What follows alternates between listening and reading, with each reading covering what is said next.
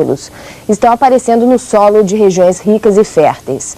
E na União Soviética, pela primeira vez, a imprensa divulgou, quem quiser que acredite, o pouso de um disco voador no país.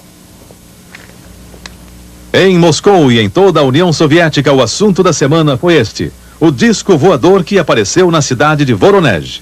Os soviéticos estão falando livremente do assunto nas ruas. Os jornais, as rádios e a televisão, todos pertencentes ao Estado, noticiam sem nenhuma restrição o aparecimento do objeto voador não identificado.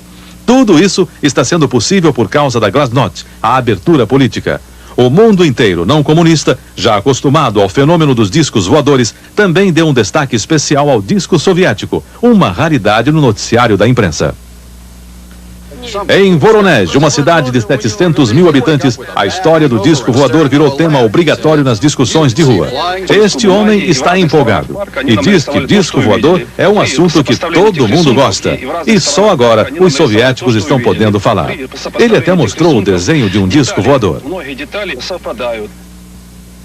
A novidade da semana aconteceu mesmo aqui em Voronezh, numa área afastada da cidade, perto de um conjunto habitacional, a mais de 400 quilômetros de Moscou. Muita gente diz ter visto o disco voador, mas foi um grupo de crianças que viu o pouso do disco, a menos de 50 metros. Os meninos disseram que era um objeto muito grande em forma de bacia. Logo depois do pouso, 3 seres extraterrestres, com 4 metros de altura e cabeça pequena, desceram, acompanhados de um pequeno robô. No dia seguinte, um repórter da TV soviética foi ao local e contou outra história incrível revelada pelos meninos. O mais velho deles, de 16 anos, foi desintegrado pelos extraterrestres e logo depois voltou a se materializar, quando a nave partiu. O menino Vasya Surin, um dos que viram o disco, diz que todos ficaram com muito medo na hora do pouso da nave, mas logo foram sentindo uma sensação de tranquilidade, de encantamento, diante dos tripulantes enormes e de cabeças pequenas. O pequeno Vasya Surin mostra as marcas deixadas pelo disco no chão, como se fossem marcas das sapatas usadas para o pouso da nave. O disco também deixou 2 pedaços de uma misteriosa rocha, que os cientistas já estão analisando. Vasya Surin, que já virou uma estrela na União Soviética e está ficando conhecido no mundo inteiro, fez um desenho do ET que ele e as outras crianças viram. E os cientistas, sem nenhum constrangimento, caíram em campo para descobrir se o disco voador de Voronezh deixou mais alguma pista importante para ser estudada e revelada ao mundo. Porém, casos ocorridos na cidade russa de Voronezh não podem ser tão facilmente explicados. Neste caso, havia pelo menos 20 testemunhas. Poderiam estar todas sonhando o mesmo sonho em plena luz do dia? Em setembro de 1989, algo aconteceu na cidade de Voronezh, 320 quilômetros ao sul de Moscou, que chamou a atenção da imprensa mundial. Durante várias semanas, estranhas luzes foram vistas sobre a cidade. Depois, em 27 de setembro, noticiou-se que uma espaçonave pousou em um dos parques públicos da cidade e de dentro dela emergiram 3 figuras de extraterrestres. Nada remotamente parecido com isto ocorrera antes em Voronezh.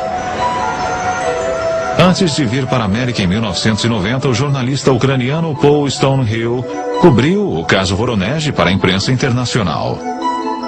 Os melhores pesquisadores de fenômenos anômalos de Voronezh, incluindo cientistas, geólogos e também alguns militares, foram imediatamente ao local. Logo em seguida, estavam lá no dia 3 de outubro estudando e coletando espécimes.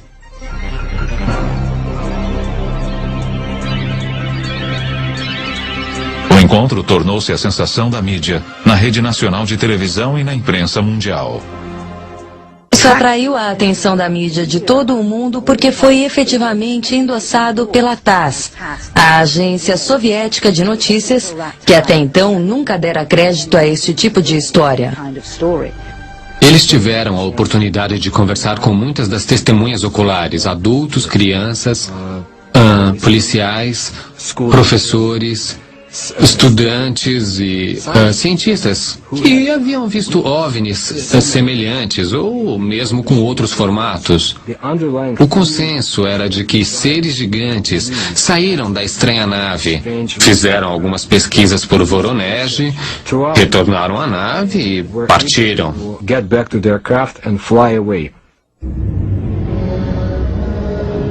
Pela primeira vez, tínhamos um grupo genuinamente grande de pessoas, todas concordando entre si ao descrever a aparição desses gigantes. Então não era um caso de simplesmente acreditar numa única testemunha ou não. Aqui não era possível deixar de acreditar neles porque eram tantos e todos dizendo a mesma coisa.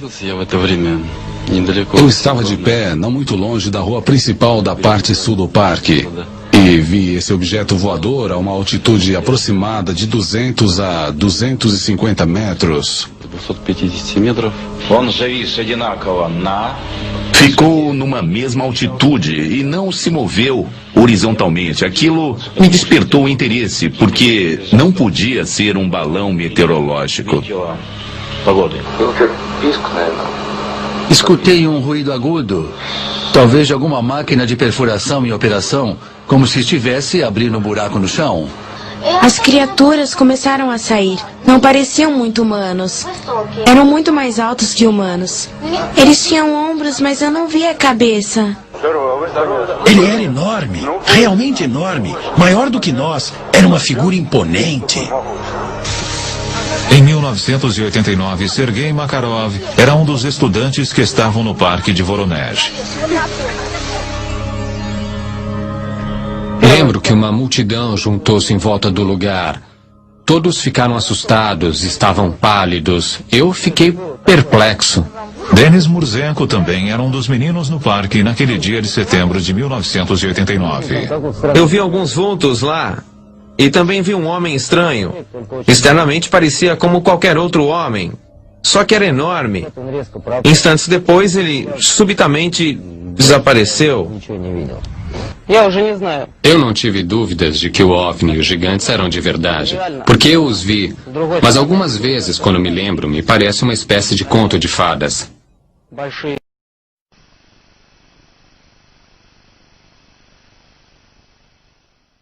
Hace algo más de una semana, numerosos científicos soviéticos estudian las huellas de un extraño fenómeno ocurrido en la ciudad de Voronezh. Según diversos testigos, un objeto volador no identificado se posó en un parque de la ciudad.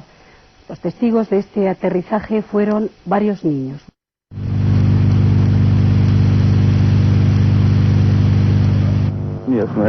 Значит, он наблюдал с группой товарищей, как объект завис в районе... Slava Martynov, piloto de aviación, ciudadano de Voronezh, dirige junto a un grupo de especialistas en ovnis las investigaciones sobre los extraños sucesos ocurridos desde finales del mes de septiembre. Los testigos vieron junto a la nave una gran figura, de gran estatura, que tenía 3 ojos. El ojo central giraba como un radar.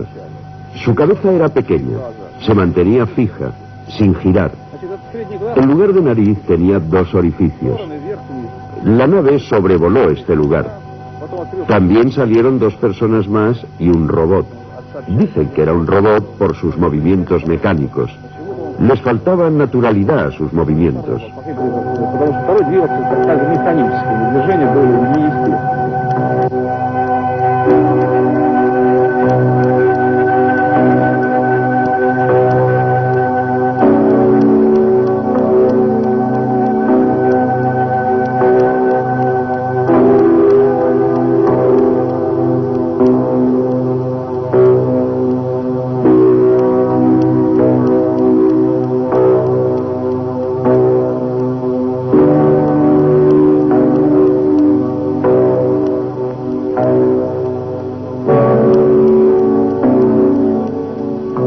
Este es uno de los lugares donde, según todos los testigos, aterrizó la nave espacial el pasado 27 de septiembre.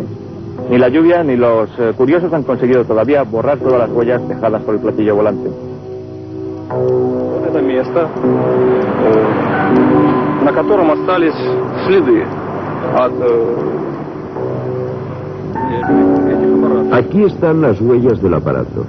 Tienen forma de orificios circulares cuyas dimensiones varían entre 150 y 200 milímetros. Son 4 huellas que forman un rombo.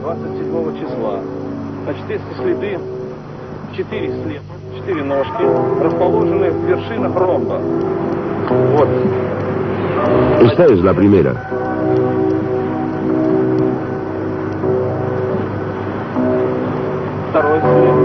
Aquí está la segunda. Y por esta parte aparece la tercera.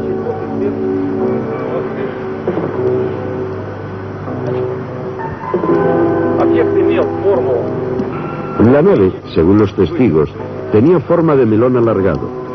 Medía unos 15 metros de largo.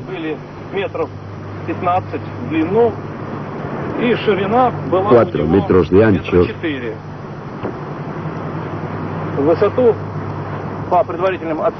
Y unos 7 metros de altura. Вот на этой березе сидел один из мальчишек, наблюдавший это. Высота объекта была около 7 метров высотой. Значит, мы провели расчет. Nosotros hemos efectuado algunos cálculos basados en las huellas y hemos llegado a la conclusión de que el aparato debía pesar unas 11 toneladas. El equipo de investigación de Varones reunió a todos los niños que dijeron haber visto a los extraterrestres para que dibujaran y relataran por separado sus impresiones.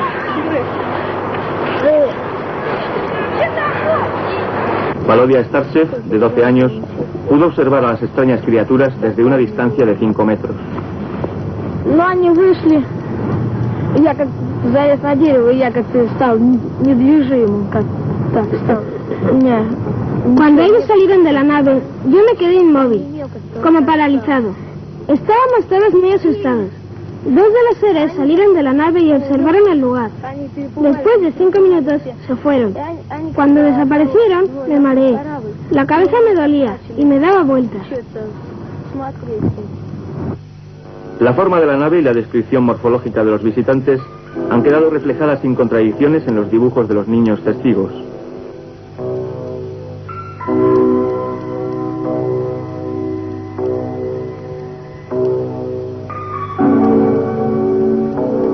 Todos ellos coinciden también en que en el exterior del platillo se podía observar claramente un signo idéntico al que aparece en un ovni fotografiado en 1967 en la localidad madrileña de San José de Valderas.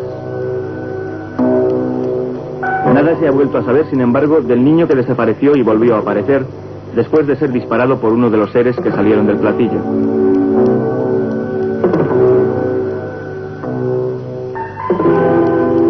Técnicos del Departamento de Interior local han realizado mediciones de radiactividad en el lugar del aterrizaje de la nave. Las radiaciones recogidas superan en el doble a las emitidas en cualquier otra zona del parque. Todo el equipo de la Cátedra de Física Nuclear de la Universidad de Varones se encuentra también ocupado en el estudio de las muestras recogidas en el punto del aterrizaje. Hasta el próximo lunes no se conocerán datos definitivos, aunque los científicos aseguraron a Televisión Española que la roca analizada en los primeros días y que supuestamente no era de origen terrestre, tiene una composición mineralógica absolutamente conocida. Las especulaciones se han disparado sobre la elección de esta ciudad como objetivo de los presuntos viajeros de otras galaxias. Los más osados creen que su interés se centra en la fábrica de aviones Ilyushin, radicada aquí. En cualquier caso, la prensa soviética batió el récord de agilidad al informar con solo 5 días de retraso sobre unos hechos que en épocas de la pre-perestroika habrían sido quizá ocultados. Hasta el programa Vremya, el principal informativo de la televisión central, dedicó un reportaje a los marcianos de Varones.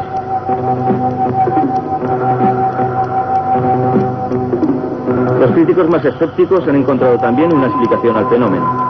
Cuando la penuria económica impide ver una salida en la Tierra a los problemas cotidianos, muchos prefieren recurrir al cielo en busca de un futuro mejor.